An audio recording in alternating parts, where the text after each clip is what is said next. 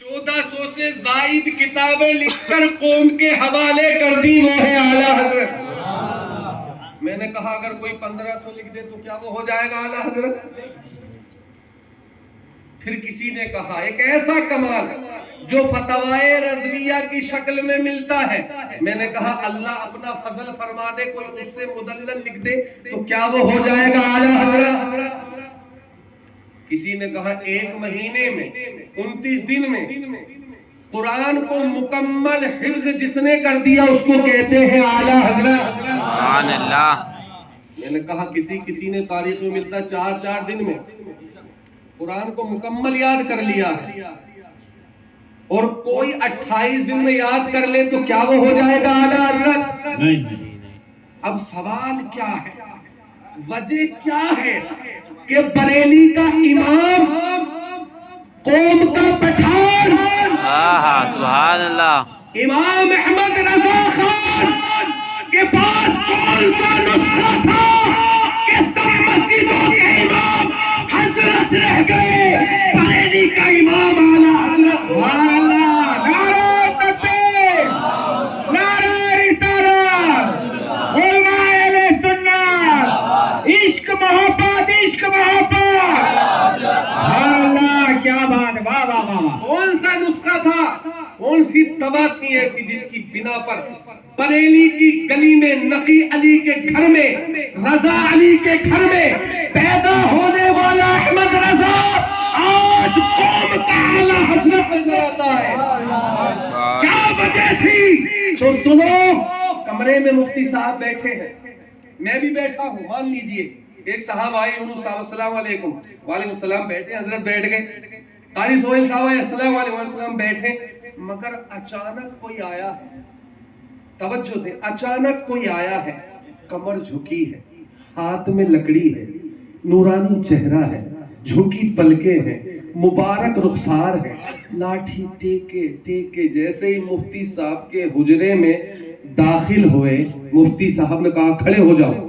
کیا وجہ ہے؟ یونس صاحب آئے کھڑے نہیں ہوئے، قاری سہیل صاحب آئے کھڑے نہیں ہوئے، کہا کہ مفتی صاحب ارشاد فرماتے کھڑے ہو جاؤ، قاری فہیم صاحب یہ سید صاحب ہے، یہ آل رسول ہے۔ تو مجھے سمجھ میں آ گیا جو دیکھ کر سیدوں کو پہچانے اس کو حضرت کہتے ہیں، اور جو سونگ کر سیدوں کو پہچان جائے اسی کو اعلیٰ حضرت۔ نعرہ تکبیر، نعرہ رسالت، سبحان اللہ، کیا بات ہے، واہ۔ جو سونگ کر پہچان جائے یہ سید ہے، اسی کو اعلیٰ حضرت کہتے ہیں۔ دوسری دلیلیں اپنی جگہ، مگر میرے نبی کے پسینے کی خوشبو کا مزہ اپنی جگہ۔ آئے ہیں بریلی کے رہنے والے لوگ اعلیٰ حضرت سرکار کی بارگاہ میں، بڑے مولانا صاحب کہتے تو اس دور میں لوگ آپ بڑے مول صاحب، بڑے حضرت چلیے، تو ساتھ میں اس روز بریلی کے رہنے والے باشندے پالکی لائے اور دروازہ امام احمد رضا پر رکھ دیا، عرض کیا حضور آج ہماری دعوت قبول کر لیں۔ سبحان اللہ، کتنے مقدر کے سکندر ہے وہ لوگ جس کے گھر اعلیٰ حضرت جا رہے ہیں، ہم تو نام سن کر مست ہو جاتے ہو، پھر اس مستی کا کیا عالم ہوگا جس کے گھر خود ذات اعلیٰ حضرت جلوہ گر ہو گئی۔ چلے دعوت قبول کر لی، چلے ہے قافلہ، اعلیٰ حضرت پالکی میں بیٹھ گئے، پالکی اٹھا کر لوگ چلنے لگے، چند قدم چلے تھے کہ پالکی کے اندر سے میرے اعلیٰ حضرت ارشاد فرماتے فوراً پالکی روک لو، فوراً روک لی گئی۔ اعلیٰ حضرت باہر تشریف لائے اور بڑے ادب و احترام سے عرض کیا مجھے تم چاروں میں سے آل رسول کی خوشبو آ رہی ہے، خوشبو آ رہی ہے، خوشبو آ رہی ہے، خوشبو آ رہی ہے، مجھے بتا دو آپ میں سے آل رسول کون ہے؟ اللہ اکبر۔ ایک نوجوان تھے، اللہ اپنے فضل و کرم سے جو چاہے وہ کر دے، سارے سید بھی محلوں میں رہنے والے نہیں ہوتے، اللہ جو چاہے کرے، اس کی مصلحت ہے۔ وہ کہتے ہیں حضور میں ہوں، نبی کی اولاد تو ہوں مگر میرا پیشہ جو ہے محنت مزدوری ہے، اور غلام کا کام یہی ہے کہ وہ اپنے کام کو انجام دے۔ اعلیٰ حضرت کے سر پر جو امامہ یعنی دستار بندھا تھا، اس کو قدم آلِ رسول میں رکھ کر عرض کرتے ہیں اب پالکی میرے نبی کا شہزادہ نہیں بلکہ اس نبی کا غلام اٹھائے گا، اور سید پالکی میں جلوہ افروز ہوگا۔ نعرہ تکبیر، نعرہ رسالت، کیا بات ہے، سبحان اللہ سبحان اللہ۔ اب میں نہیں بیٹھوں گا، اب آپ تشریف رکھیں، میں آپ کو لے کے چلوں گا۔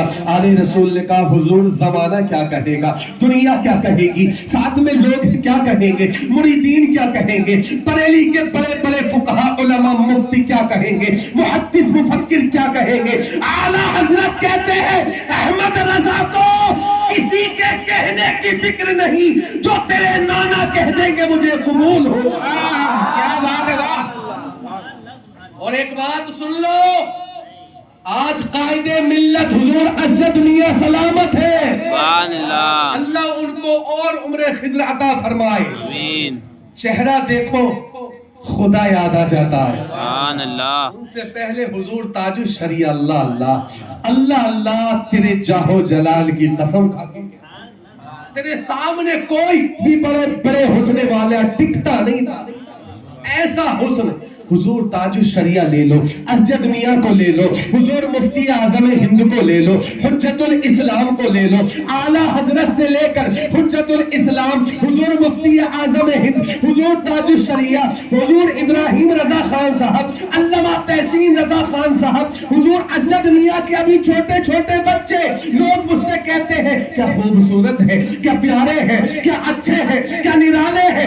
اعلیٰ حضرت کے خاندان کی بھی کیا بات ہے، اعلیٰ حضرت کے پریوار کی بھی کیا شان ہے۔ جس بچے کو دیکھو انوکھا نظر آتا ہے، بے مثال نظر آتا ہے، کتنے نوری چہرے ہیں، کتنے گورے گورے چہرے ہیں۔ میں نے کہا کمال کی بات کرتے ہو، تمہیں بات سمجھ میں نہیں آئی، یہ میرے اعلیٰ حضرت کا خاندان ہے، بریلی کے امام کا خاندان ہے۔ اس پریوار میں بچے نورانی پیدا کیوں نہ ہو، کیونکہ امام قصیدہ گاتا گاتا اپنے روزے میں جلوہ فرما گیا، تیری نسل پاک میں ہے بچہ بچہ نور کا، تو ہے عین نور تیرا سب گھرانہ نور۔ نعرہ تکبیر، نعرہ رسالت، مسلک اعلیٰ حضرت، فیضان اہل بیت، فیضان اہل بیت، نعرہ تکبیر، نعرہ رسالت۔ کون ہے اعلیٰ حضرت، کیا ہے اعلیٰ حضرت؟ ان کو سمجھنے کے لیے یوں سمجھو، کسی نے کہا نبی کا کتنا مبارک معجزہ ہے چاند کے تو ٹکڑا کرنا۔ پریشانی ہو رہی ہے کوئی دقت، بیماری، کٹنائی، مچھر، نیند، کچھ بھی نہیں تو پھر بول کیوں نہیں رہے بھائی سبحان اللہ، سبحان اللہ۔ کیا ہے اعلیٰ حضرت، کون ہے اعلیٰ حضرت؟ سنیے، یہ آپ کے پاس میں گجرات کا علاقہ ہے کاٹھیا واڑ، اور اس میں ایک بزرگ رہتے آلِ رسول جن کا نام ہے سید احمد قادری شیرازی، اور یہ اس زمانے کے بزرگ ہیں، اعلیٰ حضرت سے غالباً 170 یا 75 سال پہلے کے بزرگ ہیں۔ سبحان اللہ، کام اتنا ان کا انمول اور بے مثال لاجواب ہے۔ شیرازی خان وادے سے تعلق رکھتے ہیں اور پھر آلِ رسول ہے، مگر ان کے مکتب میں چھوٹے چھوٹے بچے پڑھنے کے لیے آتے تھے، تعلیم حاصل کرنے کے لیے آتے تھے۔ سید احمد قادری شیرازی رحمت اللہ تعالی علیہ ایک روز اپنے شاگردوں کو، طالب علموں کو علم دین پڑھا رہے تھے، حدیث کی کتاب پڑھا رہے تھے، پڑھاتے پڑھاتے علم غیب مصطفیٰ پر بات ہونے لگی۔